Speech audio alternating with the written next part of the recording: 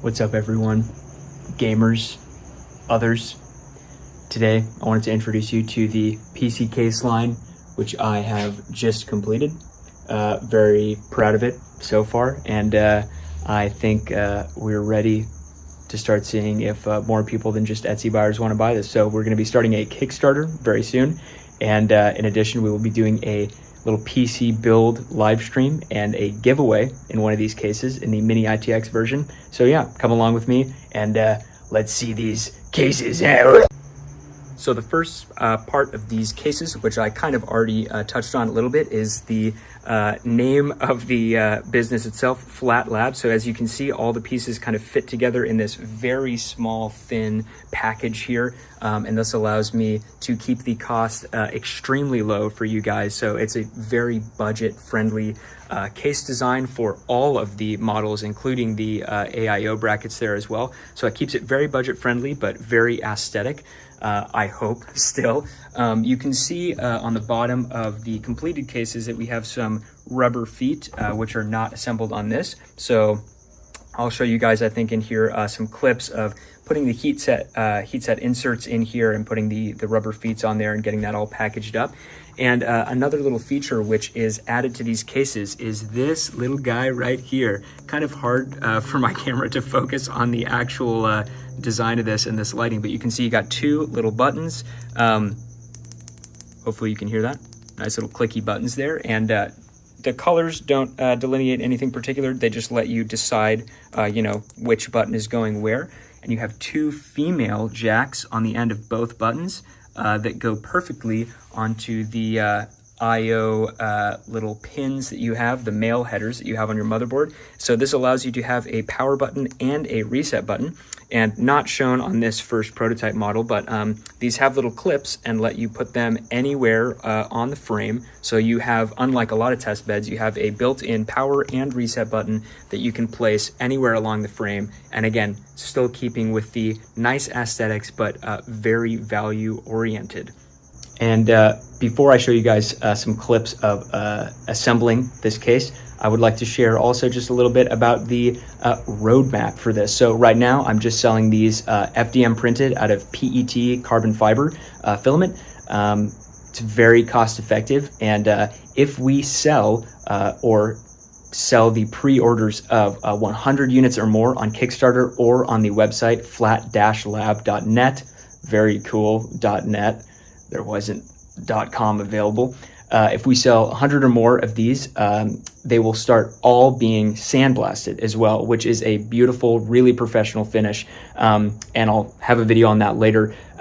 Right now, I'm having to outsource that just to a sandblasting company close by here in Los Angeles. But yeah, if we sell 100 or more of these, I will get the equipment myself, and all of these cases will be sandblasted to make them look beautiful. You won't even be able to tell that they're 3D printed. And that allows me to have a beautiful looking product while keeping the cost remarkably low compared to a lot of other cases on the market. And that was really the initial idea behind this, was I wanted something that was modular, easy to assemble and disassemble. I also wanted it to be able to be completely open, like a test bench, so that I could add and remove components on my PC as I wanted, but still aesthetically pleasing, not like those crappy acrylic test beds, but I wanted it to be the price of a crappy acrylic test bed, and so thus the company FlatLab was created. So hopefully you guys like what you're seeing. I'm going to show you some clips of assembling this, and make sure to like and subscribe, please. Dear God, please, and buy these if you want. Don't if you don't want to, though. That would be terrible. Yeah, please, if you are interested in this, please feel free to back the Kickstarter. The prices will be even lower there for the first pre-orders of this before we're just selling mainstream. If you're interested, I think the Etsy shop will still be up while I'm making these videos, just to see if anyone wants those continually. Again, I think we've sold like 30 or so on there right now. But yeah, love you guys so much. Stay safe, stay happy, benevolent. All right, so decided not to include the putting of the heat set inserts in, because that won't be part of your process, luckily. Yeah, let's start off with just the fact that it's so compact. You guys worked so hard to make it truly flat and fit together nicely. You will receive all your needed M4 bolts in a baggie. There is one extra one in case you misplace it, so you have 8 and an extra. And the first 100 orders also will include not this screwdriver, but a free Phillips screwdriver as well. So everything you need to assemble it, including the screwdriver. And your motherboard tray will include the 4 bolts and nuts for mounting the motherboard to the tray itself. So let's get started on the assembly. You'll start with the power supply unit here. You can set aside the graphics card till the very end, the GPU mount. But yeah, so you can start with this lovely power supply mount. The leg with the notch is the right-sided leg if you're looking towards the PC. So you'll start with that, although I suppose it doesn't matter too much. And simply, you know, put each leg on. There are only holes and bolts where they can be connected, so it's hopefully not too confusing, pretty intuitive if you've seen one of these in its assembled form. I like to screw everything in kind of loosely to start. I feel like I do that with most PC builds I do, or like furniture, I guess, that I build. Screw everything in a little bit loosely, maybe at first, get everything combined together, and then go back over and tighten everything down. So as you can see, a couple seconds, put both legs on, and then you can start from, again, obviously either side, and you'll want to just screw in your motherboard tray. You can put your motherboard on first if you'd like to, but obviously you do not have to. I find that it's a little bit easier to just do this without the motherboard first. Let's see if I can actually get this into the bolt. There we go. So yeah, 4 bolts total that will be connecting your motherboard to your legs. And then again, we have 1 extra. This last hole will be a longer bolt from your GPU bracket that you'll see in a second. So don't worry about that for now. Just do the matching 4 bolts on your motherboard tray. We'll get these tightened down here. I guess I was talking too much, so didn't get these done as quickly as I should have. But again, just a couple seconds for each of these steps. And all of the bolts are the exact same size. They're all the same M4 by 16 millimeter ones. Now you've got this, the GPU bracket.